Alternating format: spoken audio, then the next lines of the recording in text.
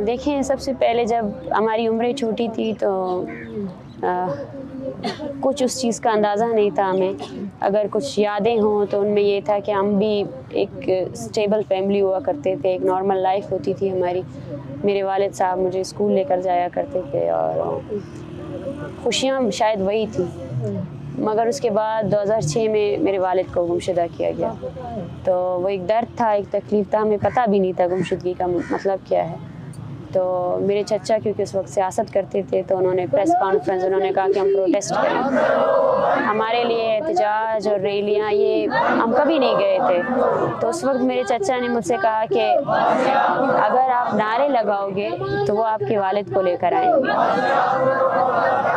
और ये वो चीज़ थी जो मेरे जहन में बैठ गई थी। फिर उसके बाद हमने पहला अपना प्रोटेस्ट किया। मुझे अब भी याद है कि मुझे मेरी जो खाला है वो फीड करा रही थी कि आपने ये बोलना है कि मेरा वालिद ये, मेरा वालिद वो। लेकिन मैं जब मुझे बुलाया गया तो मैं रोती रही।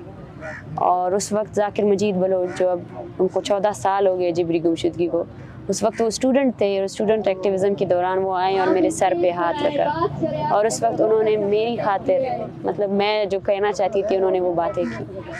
तो हमारा बचपन ऐसे ही गुजरा। 2006 में हमने मुसलसल एहतजाज किए। सरीना होटल, ये जो मेन हाई कोर्ट रोड है, वो बंद किया हमने, जिसकी फुटेज भी मौजूद है। अल जज़ीरा ने उस वक्त रिपोर्ट किया था और वो पहली मरतबा था जब हमने रोड बंद किया था बलूचिस्तान में। और हमारी फैमिली थी, वो लोग थे, वालिद की जबरी गुमशुदगी के ख़िलाफ़ किया था।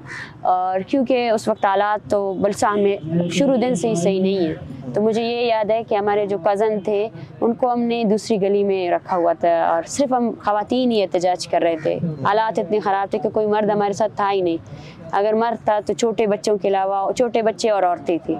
तो जब हमने रोड बंद की और अब रोड खोल नहीं रहे थे, तो क्योंकि इंतज़ामिया को सब कुछ पता होता है, तो इंतज़ामिया ने जाकर हमारे कज़न को पकड़ा, गलियों से निकाल कर उसे ज़बरदस्ती गाड़ी में डाल रहे थे। तो उसी दिन हम ज़बरदस्ती घुसे गाड़ी में, अपने कज़न को निकाला और औरतों और बच्चों को हमें जेल ले जाया गया। तो वो पहली मरतबा था जब मैं पहली मरतबा कैद हुई और पाकिस्तान के मतलब जेल में गई। उस वक्त मैं एसपी से, मुझे याद है, ये जो एक तब है मेरा, या आप बोल सकते हो, तो मैं एसपी से भी यही बात कर रही थी कि मेरे वालिद को क्यों नहीं लाते हो आप लोग। तो एसपी और हमारे साथ बूढ़ी औरतें भी थी। हमने कहा हम जेल में नहीं बैठेंगे, ना जेल का पानी पिएंगे। और पूरे कैदी हमें देख रहे थे कि ये कौन लोग हैं, कहाँ से आए हैं। हमने रास्ते में उनके गाड़ी को भी डैमेज किया। जो मतलब एक गुस्सा था ना, और वो गुस्सा जाहिर सी बात है, जबरी गुमशुदगी एक कॉमन चीज़ नहीं है। मेरे ख्याल से दुनिया का कोई भी शख्स जब तक वो इस तकलीफ़ से ख़ुद नहीं गुजरेगा ना, वो कभी भी उस तकलीफ़ को कभी, मैं कहती हूँ, मैं असर रसूख के साथ कहती हूँ, 100% कह सकती हूँ कि वो उस तकलीफ़ को कभी भी बयान नहीं कर सकता। फिर एसपी आया, उसने कहा नहीं हमारे पास नहीं है फ़लाँ।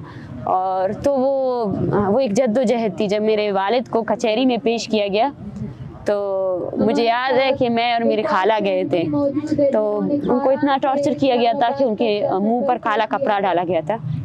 और जज ने उस वक्त मेरे ख्याल से वो भी कहा था कि आप लोग ऐसा कैसे कर सकते हो, ये एक इंसान है। तो उस वक्त मेरे वालिद ने कहा कि तुम लोगों ने बहुत ख्वारियाँ की है मेरे लिए। फिर उन्हें जेल पेश किया गया। हम जेल जाते थे उनसे मिलने के लिए, मैं ईद कार्ड बनाती थी उनके लिए। और फिर जब वो रिहा हुए तो हम कराची गए मेरी वालदा के इलाज के लिए, और आफ्टर 6 मंथ्स उन्हें फिर से अबडक्ट किया गया। वो एक रात पहले हम हॉस्पिटल में थे और उनको शायद अंदाज़ा हो चुका था, लेकिन उन्होंने ये कहा कि बस ख्याल रखना है और ख़ुद समेत अपने बहन भाइयों को पढ़ाना है। और जब मेरी वालदा आई, मेरी वालदा हॉस्पिटलाइज थी, उनका ऑपरेशन हुआ था और मेरा भाई बहुत छोटा था उस वक्त। मेरे भाई के सामने उन्होंने मेरे वालिद को मारा ISM हॉस्पिटल, और फिर उसके बाद उसे उठा कर लेकर गए। फिर हमने तहरीक स्टार्ट की, सुप्रीम कोर्ट ऑफ पाकिस्तान में, सिंध हाई कोर्ट में केसेस चलाएं। और फिर एक दिन ऐसा आया कि हमें ये बताया गया कि कोई डेथ बॉडी मौसूल हुई है गडानी में, और वो मेरे वालिद की है। तो वो दिन सबसे तकलीफ़दा दिन था। हम सजदे में थे और सजदे में यही दुआ कर रहे थे कि काश ये बात झूठ साबित हो और ऐसा ना हुआ हो। और जब हम गए गांव तो मेरे वालिद को इतना टॉर्चर किया गया था कि मेरे जो चचा है उन्होंने ताबूत भी बंद कर दिया था। हम सिर्फ उसके फेस को देख सकते थे और कुछ भी नहीं। और एक क़यामत थी हमारे घर में। मेरी वालदा वो पहले ही एक हाफ एज में जो है ना, उनकी एज ये नहीं थी, वो विडो बन गई। मेरा भाई वो सुन्न हो गया क्योंकि उसने हमेशा वो इस गिल्ट से कभी भी नहीं उतरा कि उसके सामने मेरे वालिद को उठा कर लेकर गए थे। हालांकि वो बच्चा था उस वक्त, 13 साल का 14 साल का बच्चा था।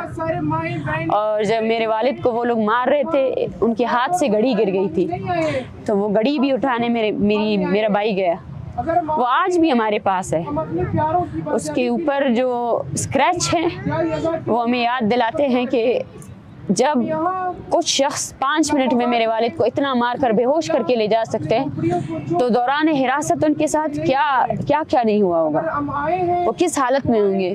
उसके बाद हमारे कुछ लोग जब रिहा हुए तो उनमें से 2-3 ने हमें यही बताया कि उनको बहुत टॉर्चर किया गया था और दौरान हिरासत वो तकरीबन 7 महीने तक हॉस्पिटलाइज भी थे। तो ये मेरी कहानी है और ये मेरे ख्याल से बलूचिस्तान के हर घर की कहानी है। आपको हर घर में कोई बेटी ऐसे मिलेगी जिसके वालिद को उन्होंने डेथ बॉडी के तौर पर उनको दिया है।